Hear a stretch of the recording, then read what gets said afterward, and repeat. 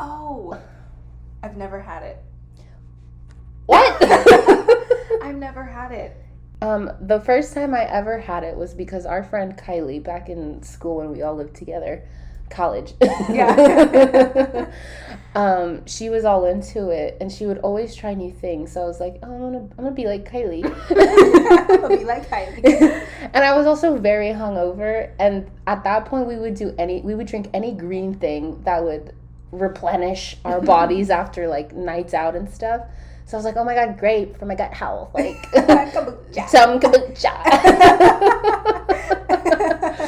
And so that was the first time I tried it. And it's good. Like, it tastes like there is alcohol in it. Which, like, for a hangover, that was perfect. Oh, really? Oh, yeah. I feel like that'd make it, like, I'd be nauseous. Well, you ever heard of, like, hair of the dog? Like, you drink more in order to get rid of the hangover? Yeah, that's never worked for me. Oh. Like, that to me, I'm like, no. For me, it's kind of like the ease out of it. Does that make sense? In theory, but I like it. No. Anyway, this kind of worked. Anyway, this kind of worked, kind of didn't. But, like, flavor-wise, it was good stuff. It's carbonated. I prefer it over soda. No, my reason for not trying it, like, it's not that I wouldn't try it, but isn't it like, it's like alive, or like the like bacteria in it?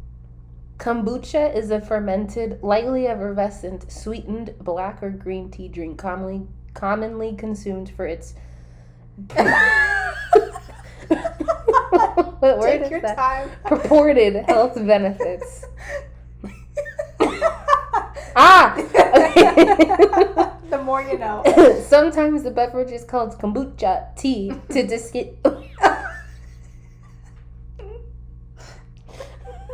We can read. I apparently cannot. Sometimes the beverage is called kombucha tea to distinguish it from the culture of bacteria and yeast. Yeah, isn't it like, in my head, I just picture like little like gremlin bacteria at the bottom of my kombucha glass. I see what you mean. It says like, you know. It says it helps to prevent and manage serious health conditions from blood pressure to cancer. That's a bit much. That's a huge claim to make. Limited evidence suggests kombucha tea may offer benefits similar to probiotic supplements. So, like, for your gut health, including promoting a healthy immune system and preventing constipation. Yeah, good gut health. Yeah. That's what I know it's for, predominantly. All right, well, thank you, Internet, for that. Thank you, Jujel. Yes, the Jujel. The Jujel. Yeah, I don't know. Maybe I'll buy one next time I see it, but I've just never, like, I just forget about it. And also the flavors, for me, it has to be, like, fairly sweet. And I'm not a sweet drinker. Yeah. But for sweet kombucha, I kind of need that. Yeah. Just because if I get, like, there was, like, this lavender one that I once got, like, very fragrant, but I needed it to be sweet, like fruit. Mm-hmm. And, you know, I don't feel a difference. Yeah, like, how would you report your gut health? I think it's a placebo. Yeah. Like, you'd have to factor in so many other things for it for you to think it might work. Yeah, or, like, drink a lot of it or something. I mean, maybe that's dangerous, but I don't think it is. It's not like a laxative. No, and sometimes I do just go for it because it's, again, if I want something carbonated, I'm not a soda drinker really, so going for that with like a lunch out or something is usually fine. I didn't realize it was carbonated. Yeah. Bubbles. Anyway, moving on. Yeah. All right, so today we are going to read our astrology charts, our sun, moon, and rising. Pardon. I find astrology signs to be fun and lighthearted. I definitely do not take it seriously whatsoever, especially when it comes, and this really annoys me now, especially when it comes to compatibility with romantic partners. Like, the amount of weight I used to put that in partnerships, yes, and it was horrible. I was one of those girls who fell for it. Really? Girl. Who were you told to be with? Who were you compatible with? Not you. Yeah. Not Virgos, not Capricorns. I forgot. I just always checked as the person came into my life. Yeah. That's how I did it. So I couldn't tell you like who Aries is actually supposed to be compatible with, because I've defied those odds by being your bestie. I know. I think our signs are like the two most like, don't put them together. Like, yeah. No. Yeah. So that part I truly don't believe in or try to rationalize or anything like that. I just put it out there because it's fun. Yeah. No, I like astrology in the sense of like, I know that there is an actual like process and science to it. I just genuinely don't know anything about that. I'm more like, ooh, what's up for Virgo today? Like, what are my traits? And then just for fun, seeing like if I align to that. It's very much lighthearted for me. It is nothing I live by or like preach to people. I'm just like, I think this is fun.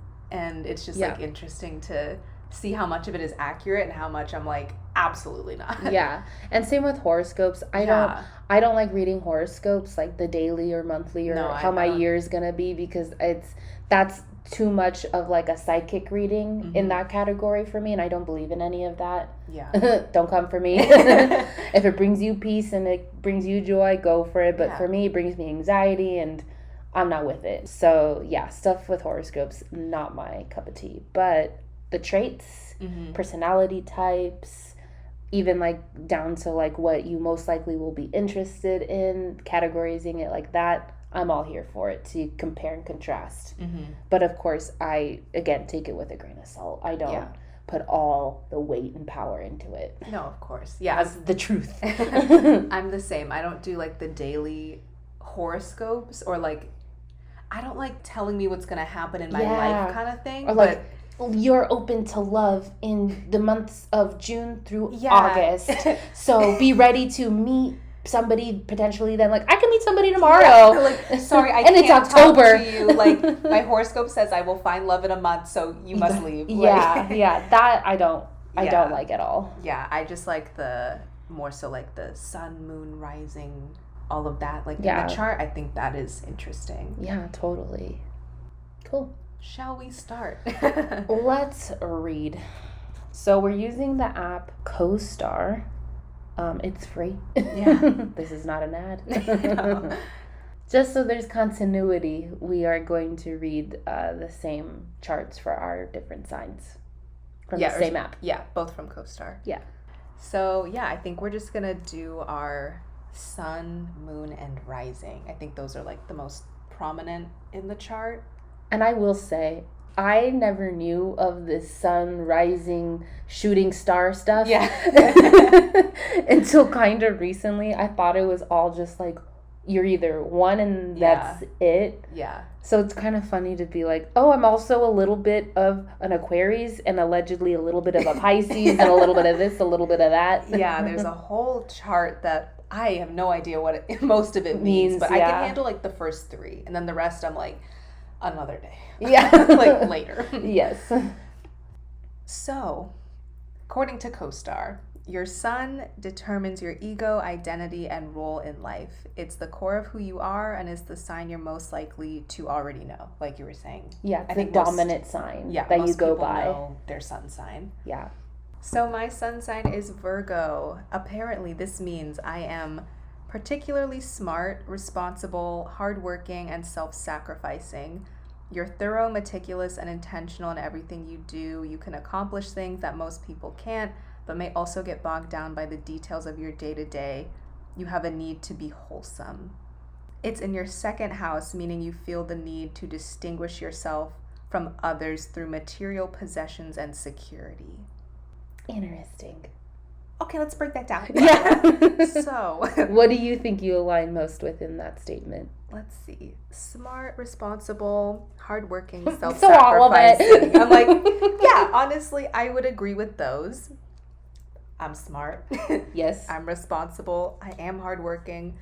Self-sacrificing, does that just mean like putting other people before yourself? I think so. That's self-sacrifice just sounds very dramatic. I know, I was going to say, it sounds a little aggressive. Yeah, like... Maybe putting others first? All right, so we Googled self-sacrifice just to make sure we were on point. It's the giving up of one's own interests or wishes in order to help others or advance a cause. I feel like that's a very broad, like, it depends on the situation. It's I was going to say, can I get an example? Yeah, like, in general, it's like, we talk a lot about, like, putting yourself first and, like, you being your priority and taking care of you. So I'm not, like, going to drop everything in my life for something else unless, well, it just depends on the situation. It's like, yeah. I think you have that down to a T in a way that's very balanced. Yeah. Yeah, I will happily self-sacrifice depending on the situation, but I'm not like, not in a way where it's like I throw my needs out the window completely. Yes, and that's where I was heading with that thought. Because I think there can be the difference between like being walked all over or like being like a yes man and like not being like, oh yeah, I will absolutely help you with that. Let me finish what I was doing here and then help people. Like, very much situation by situation, but happy to do that. But also I will be self-sacrificing for myself. Of course. As it should be. Yes. So, okay, kind of agree, kind of don't with that. Yeah. All with balance. I think that's what this definition is lacking. Yeah. It's like, do we interpret this to the extreme of each word, or is it a true generalization? Yeah. Let's explore. Yeah. Let's see. What else? Thorough, meticulous, and intentional in everything you do. Extremely. 100%. I love intention. That is like my word of my life right now. I think as dancers too, if we didn't hear walk with intention, go to your spot with intention. Yeah. The amount of times I heard that over and over and over for my 20 plus years dance career. Oh my God. Yeah. It was nuts. Yeah. No, I have that in context of like dance and then like just in life and like everything. Like, oh yes, 100% agree with that. Meticulous, thorough. Yep. Yeah. 100%. Very much so. You can accomplish things that most people can't, but may also get bogged down by the details of your day-to-day.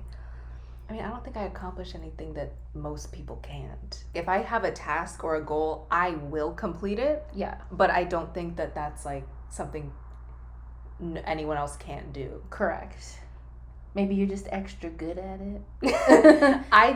If I care, I'm gonna do it till the end or like complete it till the end. I was gonna say maybe because it doesn't like, maybe you don't procrastinate.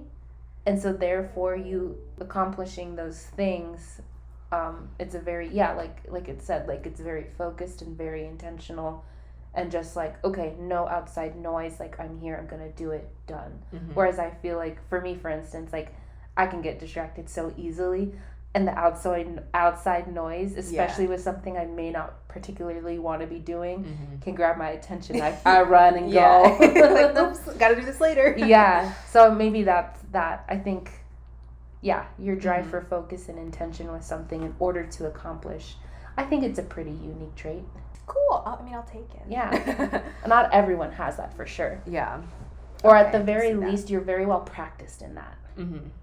Like disciplined. Yeah. Yes. I could see that. Yes. But may also get bogged down by the details of your day to day. No. Genuinely no, at least not right now. Like maybe in the past, but with this new era of life. Quite literally. I don't really do that, or I like bogged down by the details of your day-to-day. No, I enjoy the details of my day-to-day. That's what my day is full of individual things. So, yeah, I could interpret it like stressed out by the details or like anxious about the details.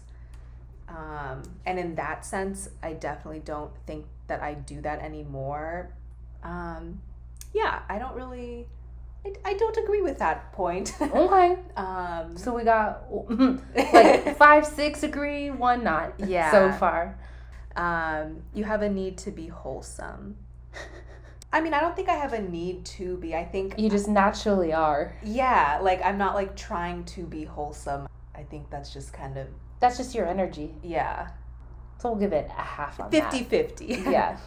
And then it says it's in your second house, meaning you feel the need to distinguish yourself from others through material possessions and security. I'm going to take that as like, I'm going to generalize it and be like, your aesthetic and your way of expressing yourself is very, I think, confident. So therefore unique to you. And I don't know one person who doesn't see you walk down the street and be like, where can I get her outfit? Like, you're very much that girl. Yeah. So that's how I view it with the material things part. Yeah. Like, I don't see that as a negative. I actually very much see that as a positive.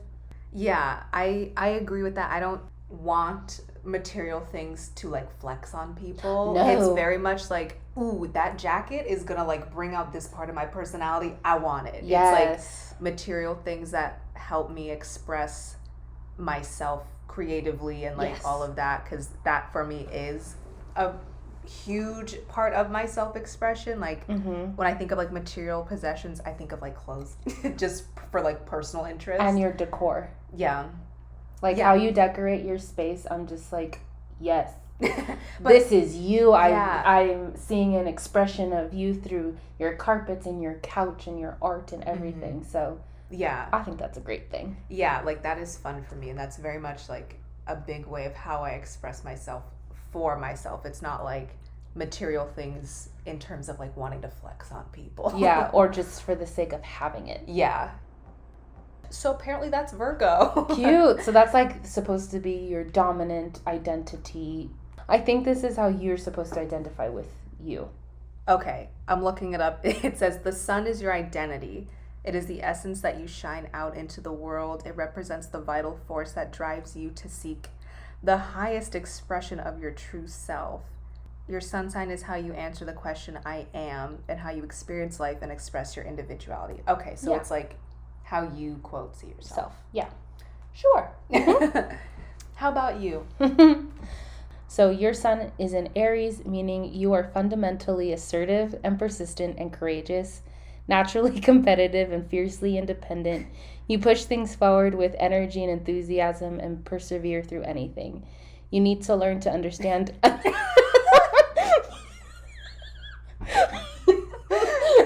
I'm getting red.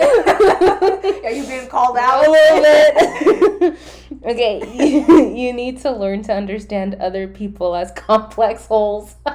As what? Complex wholes. Holes? Yeah, like holy. May I see the spelling?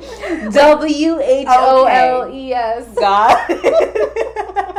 The wording of this app is kind of funny. It's like written to be like Guru. Yeah. Yeah, like guru-y. Yeah. I'm not here for it. I know, like, just lay it out. Anyway, it's in your third house, meaning you feel the need to distinguish yourself from others through the things you know and are familiar with. Okay, cool. All right, let's break that down. Yeah, so I'm definitely assertive and persistent and courageous. 100%. Yeah, like, easily. To a T. I think, too, though, part of that also comes from me being an only child and my parents having such strong personalities. Mm-hmm. And they're not Aries. But their presence and their personalities are very, very strong and dominant. Mm-hmm. So I want to say I picked that up from them. Yeah. And want to give them the credit. Like you would have been this way regardless. Correct. Yeah. I would have been, if I was born on your birthday, I would have been the loudest Virgo you've ever met. Yeah. Like, must be a Leo cusp. Yeah. So I'd say yes, 100%, but not necessarily because the stars said so. Yeah. Honestly, that's kind of the theme of all of this. It's like, yeah, but like would have been that way regardless. Yeah, like yay but nay. Yeah, like cute, but also like not because of my chart. Yeah, but cute. They got that sake, right. Yes, it is. Like totally. That stardust, that assertive stardust, twinkled right on me when I came out of the womb. Yeah, little Aries. Little Aries dust right on top of you. Fresh little baby. Yes. Yeah, I am naturally competitive and fiercely independent and push things forward with energy and enthusiasm and perseverance through anything 1,010%. Like, I don't think I've ever seen you give up on anything.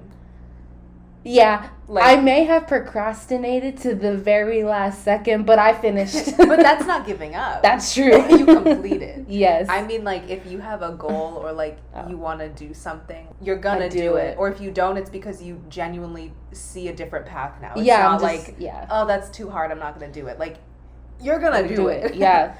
However, with the competitive stuff, I'm competitive with myself. Like, I always want to top the next thing I do. I'm not competitive with other people. Yeah. If anything, I'm not a big, like, board game or drinking game person when it comes to playing on teams and stuff. Like, I'm a very collaborative person. Yeah. Like, so let's work together. Yeah. I'm not very, like, pitting against one another, even for play.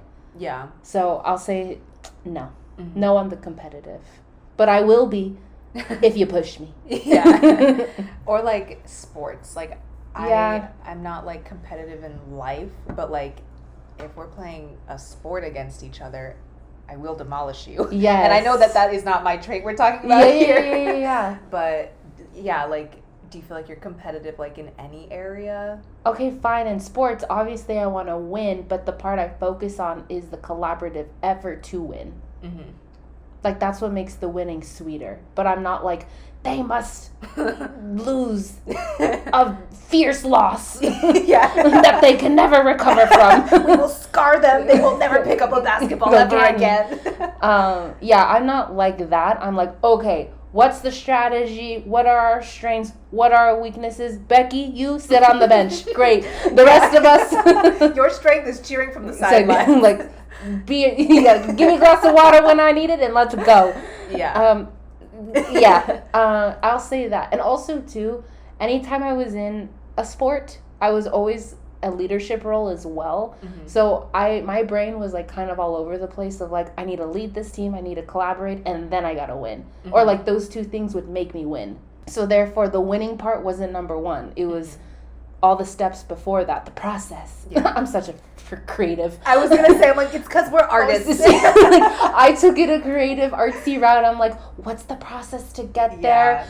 Yeah, with the competitive nature, it's all about the process in order to win versus the actual win. It's not about, like, oh, we won, 5-0 or whatever. Yeah. It's like, no, the strategy. Yes. Talk to me about process. Yeah. It's so hot.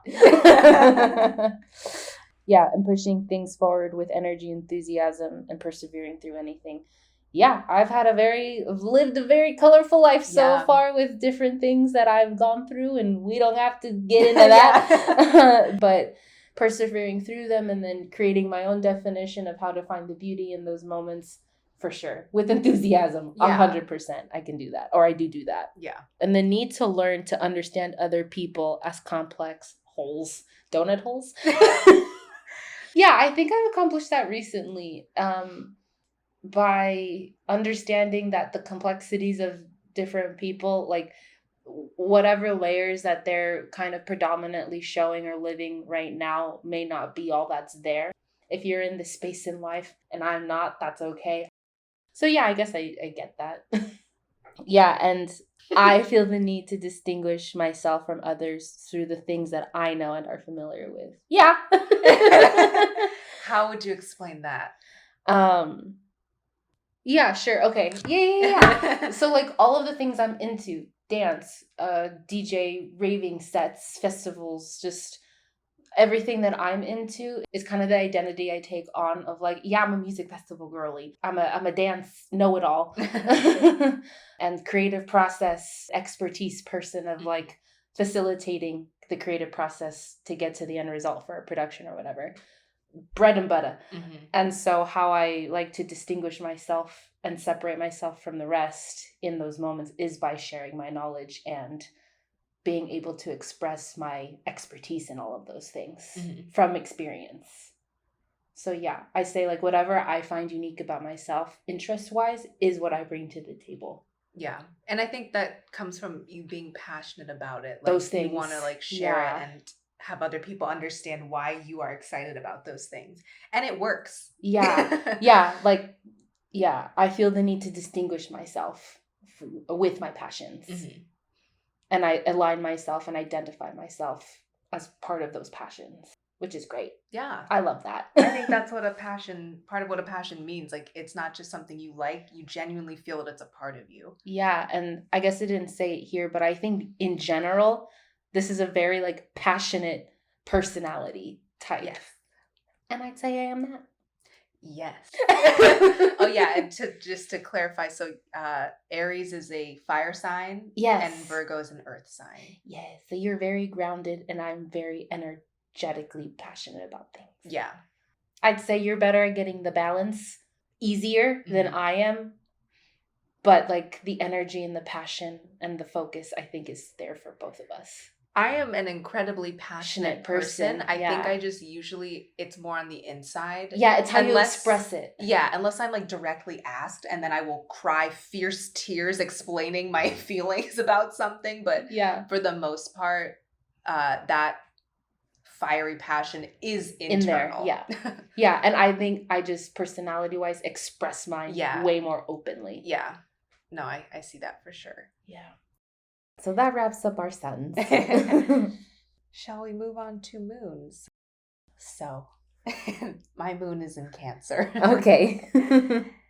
That already sounds very emotional. Yes, that's like what I know about Cancer suns, at least, or like the blanket traits for Cancer is like crying. I'm like, oh, absolutely. That and Pisces, I think, are like the very outwardly emotional ones, if I'm not mistaken, but I'm not really sure for like the moon, so let's see. Yep, reading right now. The moon rules your emotions, moods, and feelings. Yeah, that makes sense. I know I'm going to agree with probably all of this. This is likely the sign you most think of yourself as, since it reflects your personality when you're alone or deeply comfortable. Yeah, 1000%.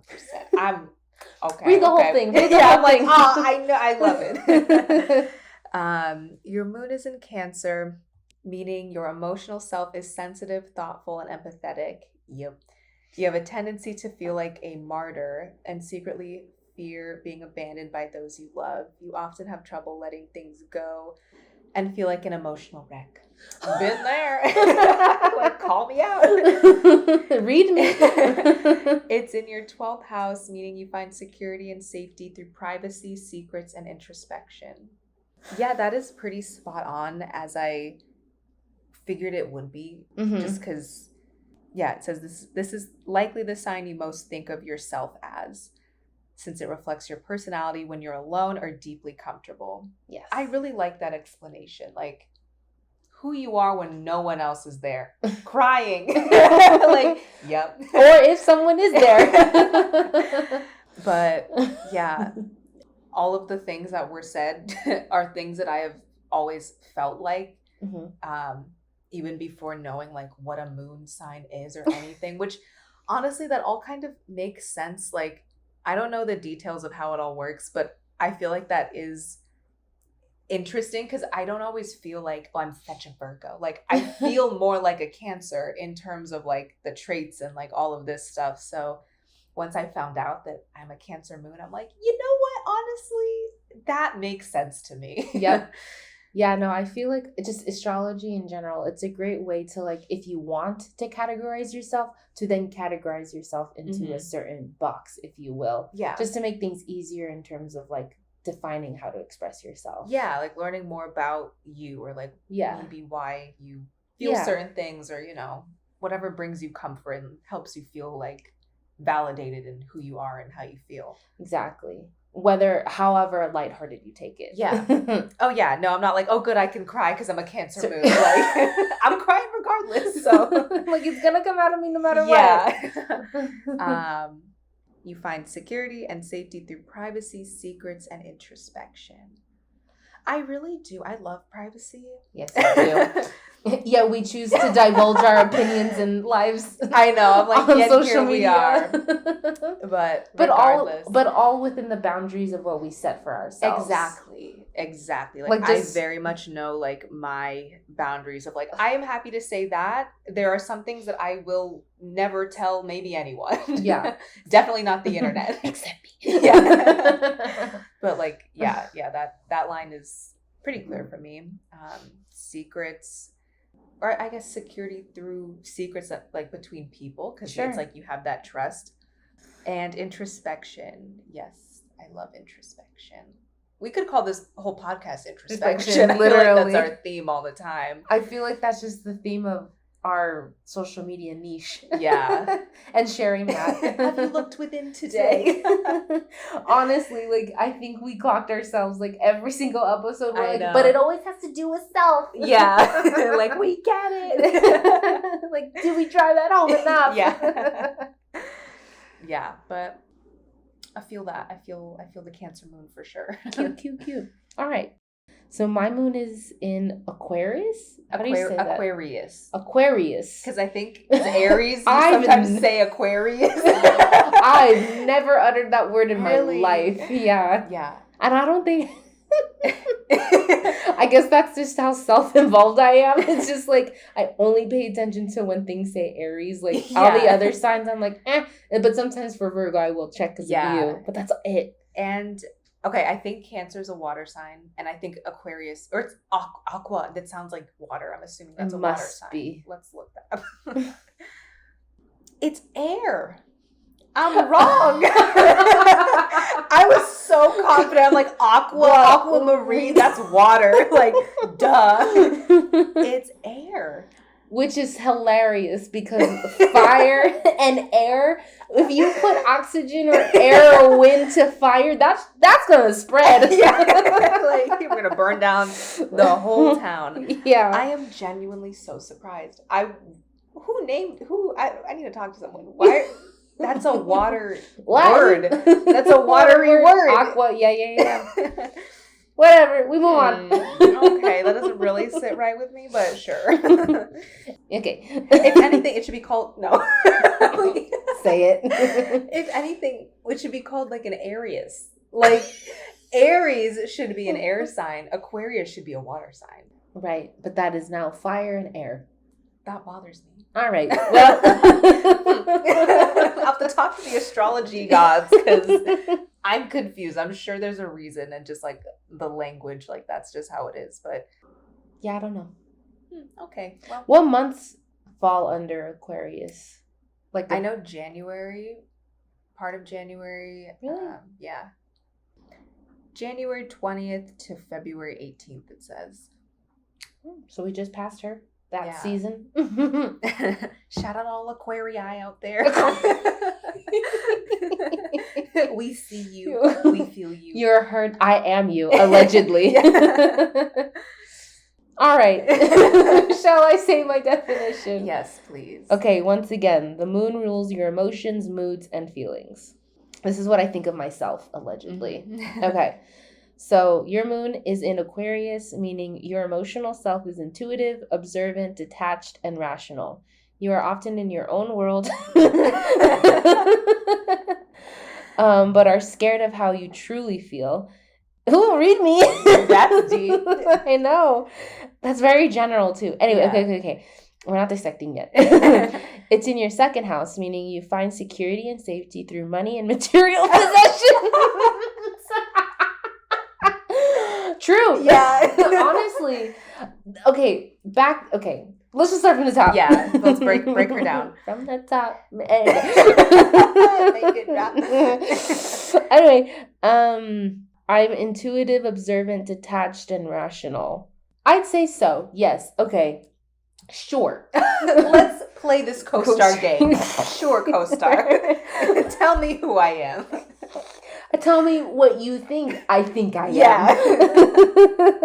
Intuitive, 100%. We just had our friends episode last week, losing friends. I'm very intuitive with people. Yeah. And vibes and like everything. Mm-hmm. Like I'm an intuitive girly. Yeah. For sure. Observant when I want to be. Half the time, eyes closed. Or selective seeing, hearing, speaking. Yeah. And then detached, sure. Detached, but like, what kind of detached? I feel like there's different types of detached, negative and positive. Throwing that in there, it's like, I think intuitive is obviously a very positive thing. Yeah. Observant, positive thing. what was the last one? Rational. Yeah. I think that's positive. Yeah. And then detached. Detached, yeah. Detached they're from like, what? They're like two positives, drag you, end on a positive. Like... Yeah, like, okay, detached just kind of skews me a little bit because I've always been, and I'm just going to talk like relationship-wise, I've always been like an anxious attachment person, so therefore clingy, needy, that kind of person. Not anymore. But like that has been my past, so I say that's more of a present, not issue, but a present theme. Like, is like when to be detached and then for how long, specifically with people. Yeah, like you're detached from being attached. You're detached from attachment. You got that? Makes sense in my head. Yeah. That one's a weird one. Only because I'd like more detail on it. Yeah, because the way that I'm thinking about it, I think like detached like in general in life, and I don't feel like you're that way because that I interpret that as like not present and like not present and conscious in your life.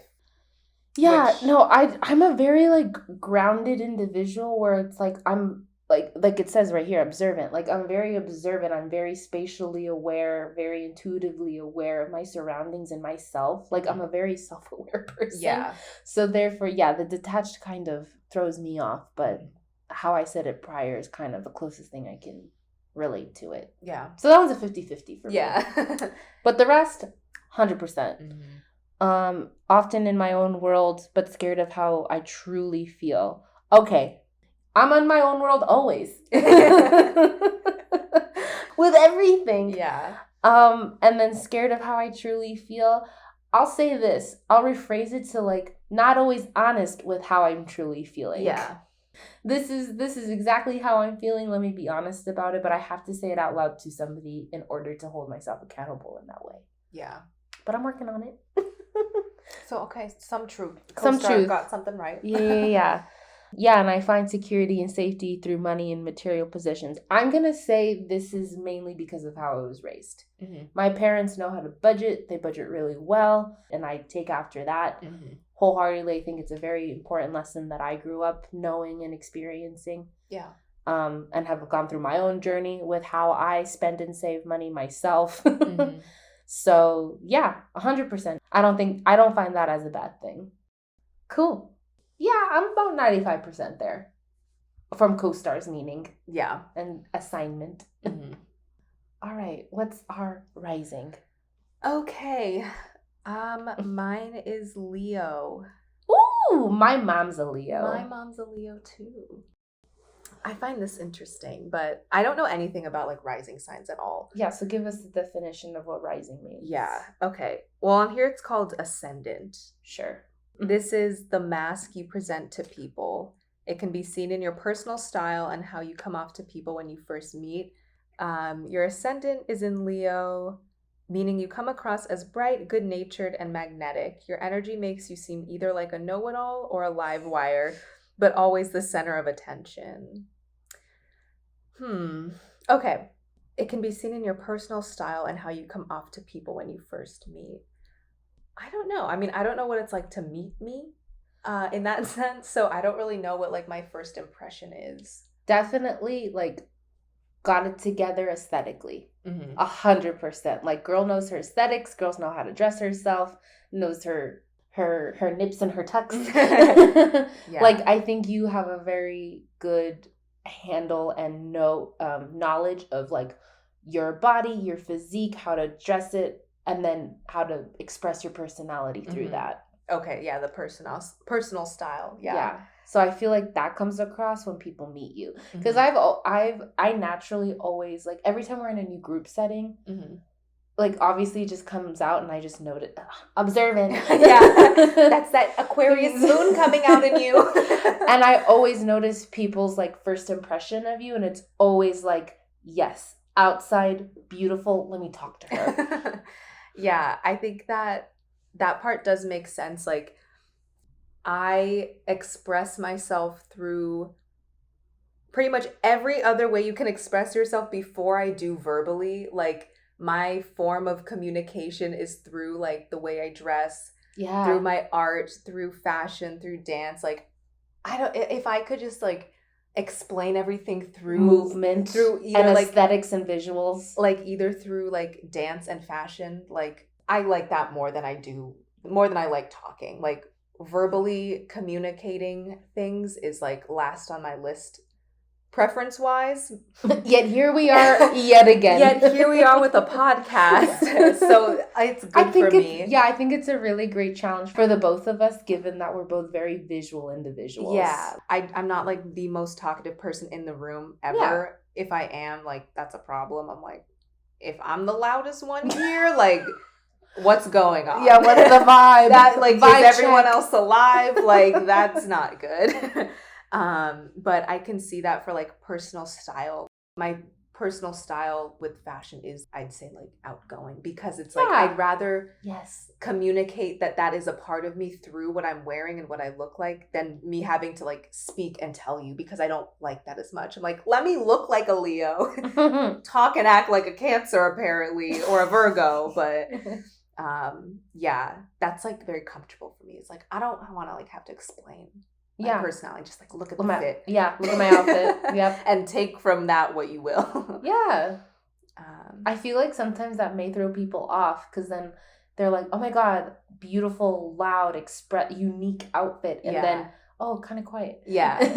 I love that, because that just like is very true to like how I feel. Yeah. Yeah, definitely not a bad thing. Yeah. It's just like a funny observation. Yeah. You come across as bright, good-natured, and magnetic. I hope so. I think that's true. You do wear a lot of yellow. I have noticed that recently. I do. Or mustard. Yes. Mustard specifically. True. Maybe that's part of the bright. Maybe that's the Leo. I think of like the sun or a lion. Rare. Your energy makes you seem either like a know-it-all or a live wire, but always the center of attention. I don't really feel. I think that's a little off. Yeah, I don't think that I feel like that or come across that way. Maybe energetic through the way you dress and like present yourself, but definitely not like in conversation, because you have a very calm energy when it comes to your personality, but maybe not by the way you dress. But always the center of attention. No. I don't have the desire to be the center of attention. I don't have the desire to be in the back of the room, but I just don't feel, I don't feed off of like, yes, everyone's looking at me. It's like, if people are looking at me, whatever, but I'm not like waiting for it or like loving it while it's happening. It's like, cool. Okay. That's what it is. Cool, but I'm just me. I don't like thrive off of like being the center. If anything, I'm usually more uncomfortable than comfortable. Someone else do it. Like I'm more of a listener than like the first one to talk or like the loudest one in a group or anything, but I agree with most of that. Yeah, I'd say that's like the least amount applicable to you, but still a good amount. Yeah. I dress like a Leo, apparently. Okay, that's the thing. Like the definition of you is Virgo, but the way you are is Cancer, and the way you express yourself is Leo. Yes. Yeah. Okay, what is your rising? Capricorn, apparently. And I have nothing. I've dated a Capricorn. Apparently, we're also not supposed to date, but then we did. So I don't know. Like, I don't know a single thing about Capricorn. I think they're also an earth sign. I have no idea. Leo is a fire sign. Okay, Capricorn is an earth sign. Okay. Sure. So far I'm fire, air, and earth. Okay, cute. Okay. Yeah, so my rising is Capricorn, meaning you come across as conservative, serious, and rational, perhaps even grave. You seem to make decisions in a responsible, practical, and prudent way. Your ambitions may come off as opportunistic. Okay. I'm trying to think if I just like came across you on the street and didn't know you, would I think you're like conservative and what did it say, rational? Serious and rational, perhaps even grave. So I'll say this. I can come off as like tough girl, like tough girl vibes. Like I do get a lot of comments after people have like gotten to know me or meet me like, oh, I was kind of intimidated by you just by the way you like were standing or the way your face was. Yeah. So I could see that in terms of, and it's true, if that's what this whole sign is, it's like the mask you put on. Mm-hmm. For sure, I do come off kind of serious and kind of stoic even. Yeah. And just like, don't mess with me vibes. Mm-hmm. Yeah. It's definitely a tough girl exterior that in therapy I'm trying to soften and practice. Yeah. Not that it's a bad thing, but truly I do have to focus and work on being a little softer, dare I say even more feminine when I'm not trying to be that tough girl persona that I just naturally exude, allegedly. According to the stars. Well, and I know this about myself. Yeah. I do know this about myself. Like, I can come off very strong and tough and like, I know my business. Yeah. Like, don't mess with me. Yeah. So that's how I interpret that section. Yeah, I would wrap that all up as just like strength. Like, you come across like a sturdy person in the sense of like, you don't have like a flimsy personality. No. Like, you're like, this is it. Handle it or don't. Yeah. But this is what it is. Yeah, and I don't mean to like put everyone in their place. No. It's one of those things where it's like, I am like this regardless, and I'm either an asset or you're either terrified. Yeah. Either you love it or you run away. Yeah. And again, trying to work on the whole, like, don't run away from me part. Come back. Yeah, I'm like, I'm actually really nice. No, we've said this before, like, you are gooey on the inside. Like, so gooey. You've described yourself as, like, a Sour Patch Kid. Yeah. Where it's, like, the outside is like, ooh, that is strong, right when you taste it. And you either like sour or you don't. Yeah, but then once that goes away, the inside is like the sweetest thing you've ever had. If I was a candy, I am a Sour Patch Kid through and through. Yes, truly. Trying to work on being an M&M, but you know. What candy would I be? A peanut M&M. Gorgeous, fun, flirty on the outside, got the chocolate, and then the sweet surprise of like your nut. Nuts are fun and delicious, and adds the zest to life. I'll take it. That's how I see it. I just love peanut M&Ms. I was gonna say like peanut M&Ms are probably one of my favorites, but I think of them as like boring. Oh no, I don't at all. No, regular M&Ms are a little boring. That's why they have all the varieties out now. We gotta spice them up. Yeah. I mean, yeah, I love peanut M&Ms. Or honestly, because you're so sophisticated, Susie's candy arrangement. Ooh, that's fancy. Fancy. Oh, I like it. We don't ever go on sale. I am full price always. No matter me on clearance. No matter what season, no matter what packaging, you're paying full price. That's so funny. Yeah, I like that. And then the last thing it said, I make decisions in a responsible, practical, and prudent way. Your ambitions may come off as opportunistic. 100%. Yeah, I think kind of what we touched on earlier. I've been through a lot. I've seen the world. The world has seen me. Yeah. And that has made me very guarded in the way I approach decisions. I really run through everything before I make a proper decision when it comes to like life things. Yeah. Some things I'm very spontaneous and very adventurous, and I'm like, yeah, whatever happens, happens. I'm a very go with the flow girly. But when it comes to like life, like going back to school, the career I'm picking, it's very meticulous and very thought out and not taken lightly. Yeah. And my ambitions being opportunistic. Yeah, I'm a creative. Every decision I make in my career is going to lead to something that's going to get me further along that. It's not a very straightforward promotion kind of process when it comes to the career that either you or I are choosing. Yeah. And those decisions have to be made with the next step in mind of what we want to pursue. So 100%. And I don't see that as a bad thing. I'm going to use opportunistic in a way that's positive, where any door I open, I expect 3 more doors to open because of that when I walk through it. Yeah. Okay. I just looked it up for more clarity for myself, but opportunistic, the definition is exploiting chances offered by immediate circumstances without reference to a general plan or moral principle. That's a complete opposite of like the whole responsible, practical, and prudent way of being.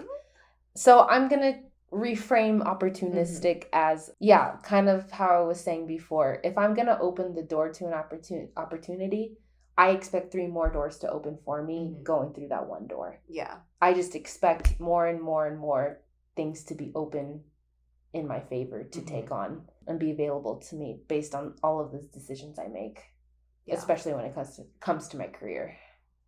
So I don't think that's a bad thing. Yeah, we'll just make our own little definition for that. Yeah. Like rework that. Yeah. Yeah, because I know what you mean. That isn't a negative trait or way of being. Yeah.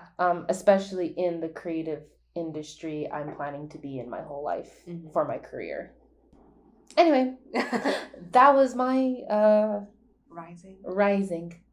I definitely exude how I am as an Aries. I feel myself as an Aquarius, and then I'd say I kind of present myself as Capricorn, but I'd say like I exude and express myself as both Aries and Capricorn. Like it's a definite mix of the two, but the whole like feeling state, definitely Aquarius. Yeah. From everything we've just said. Yeah, I don't think there was anything that's like so far off of like I cannot relate at all. Yeah, which is fun. Again, like this is me wanting to categorize myself in this way. Yeah, I think all of this is super fun. I don't know. It's just interesting, and like it makes me like think about myself in different ways, and like it makes me view you in a certain type of way too, with the definition part, like as part of that. Yeah, like it all overall like does make sense, and like I feel like genuinely I can relate to a lot of that, and a lot of that does feel really like me, or like I never thought about it that way, but I agree with that. I think we can do one more just for fun. One more section. Sure. Let's just do Mercury. Your Mercury. All right, bonus round. Bonus round, just because we're having too much fun, and I think we need to make this episode a little longer. And I think this is good because Mercury says, Mercury determines how you communicate, talk, think, and process information. It also indicates how you learn. It's the mind's planet. So I think that's a really fun one. Yeah. I think we should do 2 bonus. Because this one's how we communicate. The next one is how we love. Ooh, okay. And that's it. Okay. Okay. Do you want to go first for your Mercury? That is hard to say. Your Mercury. Not Mercury. Your Mercury. Correct. There we go. Okay. So mine is in Pisces. Meaning your intellect is emotionally driven, dreamy, and a bit in the clouds. Your imagination and intuition keeps you open to others' ideas. You're a good listener, though you may have the tendency for white lies. You prefer face-to-face communication. It's in your 2nd house, meaning you are curious about and inclined to analyze what is valuable to you, the resources, talents, money, self-worth you have, and the resources you want. Oh, baby. That was a lot. That was a lot, and it was a lot of truth. Okay, break that down. So once again, Mercury determines how you communicate, talk, think, and process information. So I'm emotionally driven in that way. I'm dreamy and a bit in the clouds. 100%. Yeah. I'm okay. As someone who has always been very in tune emotionally with themselves, knowing that I'm an emotional person, not necessarily like crying, but like knowing how I feel and why I feel it. So yeah, and I'm very dreamy. Yeah. Oh my God. I can see it in your eyes right there. My head is always in the clouds. Yeah. And my imagination and intuition keeps me open to other people's ideas. Yeah, I'm a very open-minded person, unless like you are, backwards in your values and morals, then I am completely shut off to that. But like you always talk about like collaboration and like feeding off of like someone else's energy or their words, like back and forth, like let's tango. Yes. I love a good tango. OMG. The tango of collaboration. I love that. Oh my God, I'm keeping that and running. I'm a good listener. Yeah, 100%. Yes. Though I may have a tendency for white lies. Maybe for the sense of exaggerating a story, but like, I don't know. I feel like I'm very truthful and like. Yeah, I don't think you're like a white or like any kind of liar. Yeah, like you're very like straightforward in that sense, and I don't think embellishing a story is like a white lie. No. I think that's natural. Like when you're trying to make a visual fun story, like you embellish, but you don't lie. Yeah, I just highlight the things and like maybe exaggerate my tone or expression of the situation. Yeah, and I think that's how people tell stories anyway. Like that's just like but natural. None of it is not true. Like it's all accurate. It all happens. You're just trying to paint a visual. Yeah, make it either funny, like getting people in the mood of what that story entails. The scene, but that's not the same as lying. Yeah. And I prefer face-to-face communication. Oh, yeah, 100%. I'm a FaceTimer. Mm-hmm. I'm a cold FaceTimer. Yeah. Like, I cold call you. Yeah. Let me see that face. Yeah. Or, like, if texting's too much, I'll do a voice note. Like, voice notes are fun. They are kind of fun.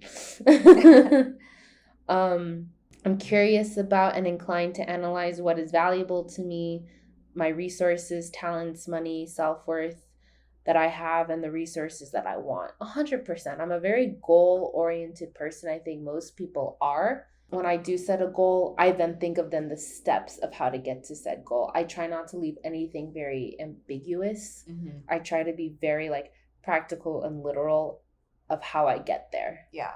As much as I can. Like if I just don't know, then I do leave it up to like the stars to get me there. Yeah. But other than that, then I do analyze everything in order to get to where I need to. Yeah. So that's how allegedly I communicate and come off as, I say, very accurate other than the white lies part. Yeah. All right. My Mercury is in Virgo. So I have a lot of Virgo in my chart apparently. So, okay, yes, like we said, Mercury determines how you communicate, talk, think, and process information. It also indicates how you learn. It is the mind's planet. Your Mercury is in Virgo, meaning your intellect is analytical, precise, and diligent. Your unbiased sense of logic can make you seem a bit clinical. You have a tendency to be nitpicky and point out what's wrong rather than what's right. You're a planner and pay attention to the details. It's in your second house, meaning you are curious about and inclined to analyze what is valuable to you, the resources, talents, money, self-worth you have, and the resources you want. So both of these traits are in our second house, meaning that last section we have the same. Oh, interesting. That was like verbatim what mine said as well at the end there. No wonder we're sisters. Our Mercuries are intertwined. Are in the same house. Different. I knew it all along. Like different signs, but same house. Yeah. Whatever that means. Yeah. But it is the stuff we preach about the most, so that's kind of funny. Yeah. No, that is. Yeah. Okay. Meaning your intellect is analytical, precise, and diligent. Yeah. Saying that, I like how this is described as the mind's planet, because I think like a Virgo in that sense, like according to this definition. You think and talk like this. Yeah, like 100% very like clean, analytical, organized thoughts and words, like precision. In my head, it is like, it looks like the Container Store. And mine's all dreamy and abstract and in the clouds. I find that comforting. Like I find comfort in like the precision of my brain. I do have that very emotional part of me, but in terms of just literally thinking and processing information, it is very much how it's being described like this. Your unbiased sense of logic can make you seem a bit clinical. You have a tendency to be nitpicky and point out what's wrong rather than what's right. I mean, I'm a very particular person, and my likes and my wants are very particular. Like I like one of every, or not that I like one of everything, but I'm very clear on like what my favorite thing in this category is, or like what I think is the best, like when I think a movie is the best, that is my favorite movie for the rest of my life. My favorite food is my favorite food my entire life. I don't see it as like picky. It's just like when I think something is the best, I just think it's the best. So why would I pick something that isn't the best? There you go. Like that's how it works in my mind. I don't feel like I'm nitpicky or point out what's wrong like with other people. But like you have your boundaries and standards, and so that's all you allow in your life are those respected boundaries and standards you set for yourself. Yeah, and like if I meet someone new, I'm not in my head like have a list of like all the things that I thought were like the worst parts about them and then the good. I don't do that. I wouldn't say like pointing out what's wrong over what's right when it comes to people.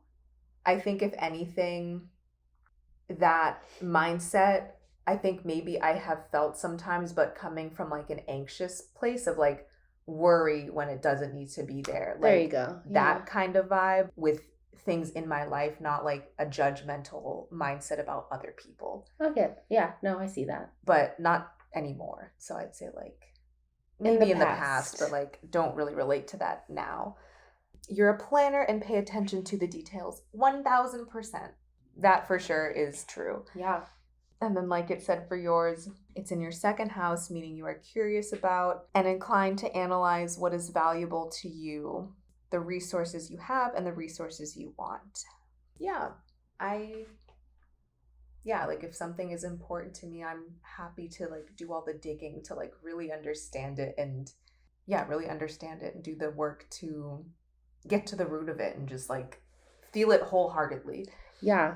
Yeah, I think that first part, curious about and inclined to analyze what is valuable to you, like we just said, and then inclined to analyze the resources you have and the resources you want.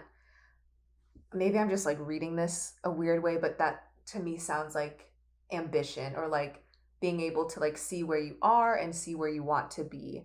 Yeah. And looking at that and analyzing that and being like, okay, here's where I am, here's where I'm going. I've analyzed it all. I have my path to get there.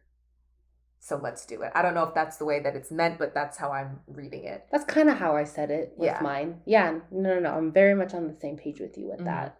Yeah. Cool. That's my Mercury in Virgo. Love that. Okay, the last bonus round, because it's a fun one, Venus. So Venus determines how and what you love.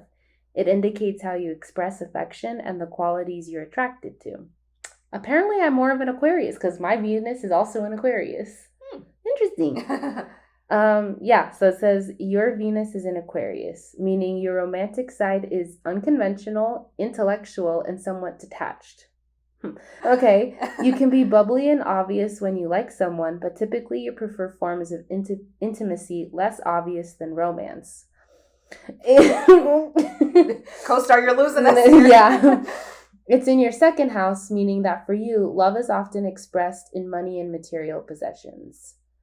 I think this is the furthest thing so far from what I align myself with as a personality. I don't know so much. Okay. I'm unconventional, intellectual, and somewhat detached. Unconventional, I don't know. I mean, what does conventional even mean? Let's say in society's terms, like, I don't know, like, like conventional in my timeline, in my, the order of things I want to do things in. Like, yeah, sure, I'm conventional. I'd like to get married before I have children. I'd like to know the person and be with the person for a year before I get engaged. Like that kind of conventional. Yeah. But that looks, like, conventional can be different for everybody. Like, that's a weird one. Yeah, a little bit. Yeah, like, in the past, have I gone into things quickly? Sure. But I don't see a problem with that so long as I'm listening and respecting, where I'm at as a person, which I wasn't then. Yeah. But now, like, if I were to get into something fast now, just because of who I am now and the lessons I've learned, it must mean that, you are, cool and I'm respecting what I want and my boundaries and I'm comfortable going in quick like that. Yeah. Yeah, intellectual. I do like to talk and think about ambiguous things. Like, I can go in deep with things and question life Yeah. as a whole. And then somewhat detached. No, like I said, I used to be a very anxious, attached person. Like, that was my attachment style, if you will. Now, I only express secure attachment, which is great. Maybe even a little bit more detached now, but that's only when I'm first starting to get to know someone for the sake of just, I don't know, naturally being a little bit more guarded these days. But I call that having high standards. Yeah. Or no. Not high standards, just having standards that I abide by and then expressing the boundaries that I expect you to abide by. Mm-hmm. I can be bubbly and obvious when I like someone. Yeah, that doesn't go away though. What you get from me is what you're going to get for life, essentially. But typically you prefer forms of intimacy less obvious than romance. Opposite. Yeah, like we've said this, like you are a true romantic. Yeah. And like you better express that and not waver from that ever. I expect PDA to the max, like not uncomfortable, but like in a crowded room and we're in the middle of it, you best be holding my hand or have some arm around my waist or shoulder. Like, I don't know, like I'm a very expressively romantic person and I expect the same back. So that's wrong. Yeah, that is 100% wrong. And then it's in my second house, meaning that love is often expressed in money and material possessions. Sure, but like that's not it. Yeah, who doesn't like a gift? I mean, in my past, I would definitely get flowers or chocolates or something for like different little things that I never asked for. So sure, like did I subconsciously manifest that? Maybe. But I really like that, especially when it comes to just like little things, like getting like my favorite candy or snack or something. Like I find that very thoughtful, especially after like a hard moment or a tough week or whatever. Yeah. So that's definitely not dominantly how I like love expressed to me, but that sure is part of it. Yeah. And I'm not ashamed of that. No. So that's mine. I guess I'm more of an Aquarius than an Aries. Well, maybe now you can't say Aquarius and just have it be half and half. So my Venus is in Libra. Venus determines how and what you love. It indicates how you express affection and the qualities you're attracted to. Your Venus is in Libra, meaning your romantic side is idealistic and eager to please. You want an equitable relationship and you're willing to make compromises to get there. You can be a little self-obsessed and may have trouble being realistic or loyal in your relationships. No. And I was like literally not at all. It's in your third house, meaning that for you, love is often expressed in the things you know and are familiar with. Idealistic and eager to please. No. You're just you. And if they can't come and meet you where you're at, then no. Yeah, I'm like, I'm not feeling this one so much. Kind of like yours. Maybe Venus is where we start to drift. Yeah. Good bonus one, because so far we've been identifying like yes. So nice to know like there's an actual like this really is not it for us. Yeah, okay. The eager to please, like no. I mean, I feel like naturally, wouldn't you just naturally be pleasing each other? Like not eager to please so you like me kind of thing. Yeah, I find it more of like let's put our best foot forward in order to make a decision here. Or like, yeah, you obviously want the other person to feel happy and loved and all of that. But like eager to please, I associate that with like unhealthy, like I'm going to do all these things so you like me kind of thing. It's more of like an unnatural unfolding of someone's personality is how I read that. No, for sure. And like eager to please in the sense like, oh, you like that? I do too. Yeah. Like dishonest kind of. Like pick me girl. Yeah. Like you'll be pleased because of my authenticity and same for you. Not because I like tried super hard to please someone. And be like you or have the same interests. Yeah. I see that as a negative and I don't see you as that. Same. Not even close. Yeah. That doesn't even come to like my wheelhouse of definitions of how I see you expressing yourself romantically. Yeah. Okay. So not so much that. You want an equitable relationship and are willing to make compromises to get there. Yeah, for sure. Like equality, fairness, all of that. Who wouldn't want that in any kind of relationship? And you're willing to make compromises to get there. Yeah, you have to make compromises, especially in a romantic relationship, because you just do. Yeah, like it's part of the nature of being a couple. Like Yeah. you blend your lives together. Naturally, there's gonna come compromises with that. Yeah, and I'm down to do that. That is not an issue for me. Yeah, and those compromises should be easy. Yeah. Not sacrifices, but compromises. Yeah, definitely. You can be a little self-obsessed and may have trouble being realistic or loyal in your relationships. I do not agree with that. I don't feel that I can be self-obsessed. Like it's all about you. Yeah. Not about you. Yeah. Like not about the other person. Yeah, pointing to the invisible person there. Yeah, I don't feel that way at all. Like it's very easy for me to think about someone else and like put someone else first, especially in such an intimate relationship like that. That seems unnatural to be like, we're in this partnership, but it's about me. Like it's about me when it's just me. It's about us when it's an us. Be obsessed with you all you want, but like not in your relationship. Or be obsessed with both of us in a balanced, fun kind of way. Yeah. But like not in a I praise you and I'm dirt kind of way. Yeah, or like you are here for me and me only. Like, yeah. And you may have trouble being realistic or loyal in your relationships. Absolutely not. Loyalty is it says you might have trouble being those things. Being realistic or being loyal in your relationships. No. If I'm with you, I'm with you. If I care about you, I care about you. The loyalty thing for anything, for any of my relationships, that will never happen. This is throwing me off. I have no thoughts. Who are you talking about? Yeah. It's in your third house, meaning that for you, love is often expressed in the things you know and are familiar with. What does that mean?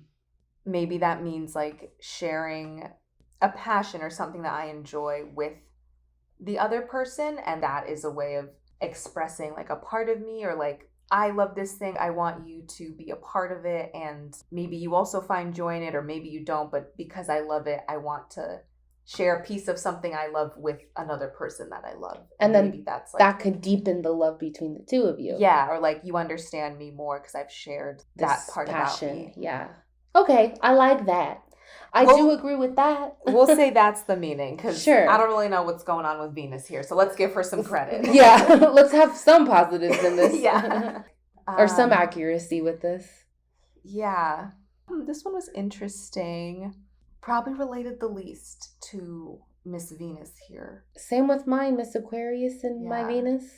Well, I'm glad we added that in there because we weren't getting any like crazy untruths. Yeah. You know, this is the first section where it was dominantly not true. Yeah. I'm like, we had a good streak.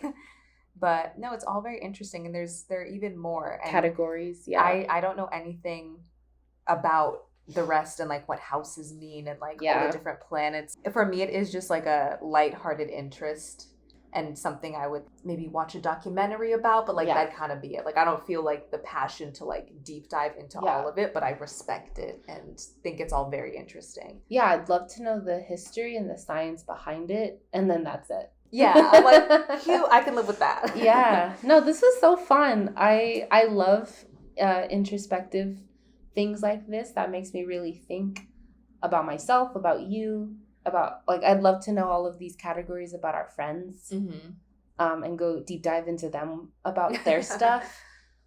Love it. Yeah. Go and read your charts, see how aligned you are with them or not. Don't be afraid to say that's not me, or don't try to be like, oh, should I be more like this? No. Oh yeah, no, don't try to like conform to your sign. Yeah. Like, be you. Yeah, I feel like sometimes in the past, again, when I took this so seriously, maybe not so seriously, but just like, I don't know any other way, so I guess that's me. I would try to conform to it, and of course it never felt that natural, so then I didn't. Yeah. But yeah, don't conform if it doesn't Yeah. sit right. No. That's no way to live. No. Okay, last bonus round.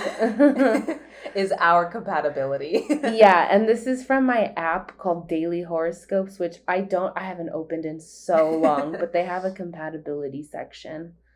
Okay. So this is not the app we've been reading off of, but again, this is just from the one I have for fun on my phone. Okay, Aries and Virgo. Oh gosh.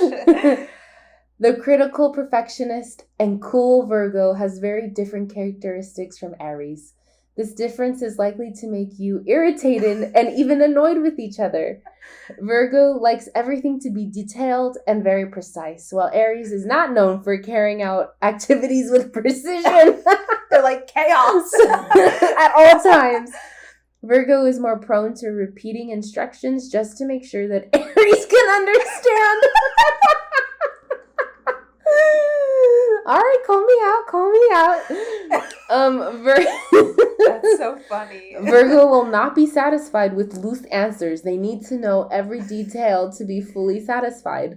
Virgo is service-oriented and can be counted on to take care of the home and ensure everything from bills, receipts, and other important papers are kept well in order. The combination between Virgo and Aries is highly suited for work and financial matters. Both of you can learn great lessons from each other. If Aries is willing and open to apply the advice Virgo gives on financial matters, both of you are likely to benefit from it. Sure, I'll be your accountant. On the other hand, if Virgo is attentive and willing to experiment, both of you can learn to be more energetic, adventurous, and take risks. This combination will be very productive and successful if you decide to work together, because Virgo will offer complete support in areas that are not usually your strong side. This is attributed by the fact that Virgo is more focused on perfection and service. For the union to succeed, we suggest you spend time exploring and learning each other's subtleties prior to committing to a serious relationship. I mean, I feel like we were exclusive very early on. We put a title on that real quick. We really did. Like I said, I fall into things pretty quickly. You are no exception to that. That is so funny. So that was read as like my sign and then my partner's. So let me switch it. Okay. Let's see. It seems that Virgo and Aries have nothing in common, but if you overcome initial differences, you will realize that you both can learn a lot from each other. Very true. Yeah. At first, dominant and aggressive Aries may scare shy and reserved Virgo. Aries is impulsive and brash, which can intimidate warm and compliant Virgo. The differences, however, cannot hold you back from making a good combination. Both of you share... There's some positives. I'm like, oh, we don't hate each other. I'm sorry, Ab, but... Like, I don't scare you. Yeah, not at all. Both of you share strong energy that can break any barriers holding you apart. Virgo always wants to have a plan in hand and does not like leaving things for fate to decide, whereas Aries craves for excitement and lets things work out on their own. Though you have different styles, there are things you can learn from each other if you decide to be more open. Aries can learn about the importance of being orderly, while Virgo can be highly motivated by Aries. True. You can connect on more than one aspect since the two of you are honest and dislike going against your moral values. Extremely true. Like, yes. That's to a T. Say that again. Oh, you can connect on more than one aspect since the two of you are honest and dislike going against your moral values. Oh, 100%. So far, what you're reading is exactly yes, and what I read was like, okay, yes, but no, but yes. Yeah. This is more so very accurate of like our specific relationship. Yeah, like can be very different on the surface, but those moral values, like we have the same moral compass. So matched, it's unmatched. Ooh. Dissect that. That's our next episode. There's a little more. Okay, it says, uneasy moments can occur in the relationship due to Virgo's constant criticism and bringing up past mistakes. Virgo analyzes too much, which makes Aries impatient and may opt to quit the relationship. If these two personalities were to rub together, they will most certainly generate friction because both have different ways of handling situations. Yes, we do handle things differently, but I feel like, especially now, we collaborate more than ever of how to handle things. Yeah. And now, anytime anyone gets like a solution coming from us, it's always like literally half and half of our brains in that solution. Yeah. I don't think it's dominantly one over the other anymore. Yeah. Like, I think that we work together so well as like friends, and like we're technically coworkers. Like, we're doing this together as creatives. Yeah, like it works because in so many ways we are opposites, that like we get the perfect happy medium because we're like so on opposite ends that it's like we have to meet in the middle, but then it's like the perfect mesh of both of us. Yeah, and like how it always says, like, Virgo, you like very detail or oriented, organized. I am that way too. Yeah. I just don't express it nearly as much as you do. Mm-hmm. But trust me, the organization that we have going on just to put this podcast and our vlog channel together, oh, I'm on it. Yeah. I'm on it. But that's because they care. No, that's exactly what I was about to say. Is like you are very organized and on top of it. Like very thorough and thought out. When you do care. Yeah. Or like, I don't really know what it looks like when you don't care, but like I've only ever seen you care about like projects and work and stuff. So like, you aren't chaotic and like throwing things together at the last minute. Like that's not your creative style when it comes to like a production of sorts. Of course. Yeah. Like if I didn't care about something, which obviously has happened, then I guess I am a little bit more procrastinating. Yeah. Keep that. Yeah. I'm a little bit more, chaotic towards the end, but that is because I left it so last minute. Yeah, and you just want it to be done. Yeah, and so therefore chaos will ensue. Mm-hmm. But like with things that I absolutely am so diehard about, like, oh my gosh. It will be perfect. Yes. And it will not see the light of day until it is. Yeah, same. And so I think like we work together well. Because of that shared value. Yeah, like I've thought this before. I don't know if I've ever said it to you, but I know that like our work ethic and what we like to put out, it will be perfect. We both will be 100% satisfied, or we will not show anyone. Yeah. Like, with the resources that we have, given all of that, like it will be perfect as can be with what it is that we have at our disposal at the time. Yeah, no, I think that definition versus what I read from the Aries point of view is a lot more accurate. Mm-hmm. Yeah, I feel like that one pointed out, like, yes, there are differences, but the core is the same. And if they put aside their extreme differences, they will find a happy medium. Yeah, and I feel like our core is how we live. All the surface level stuff is literally surface level. Yeah, I like that version touched on, like, the core moral values. Yeah. Because that's how we define our friendship, most likely, anyway. Yeah, no, I'm all about the process. You're all about the process. And because of that, the outcome is always spectacular. Mm-hmm. If I do say so ourselves. Yeah. I mean, I agree. I think we're great. Stay tuned for next week. Another great episode coming from two very great people with our great audience. And on that note, the great Wifeys IRL. Peace. Bye. Bye-bye.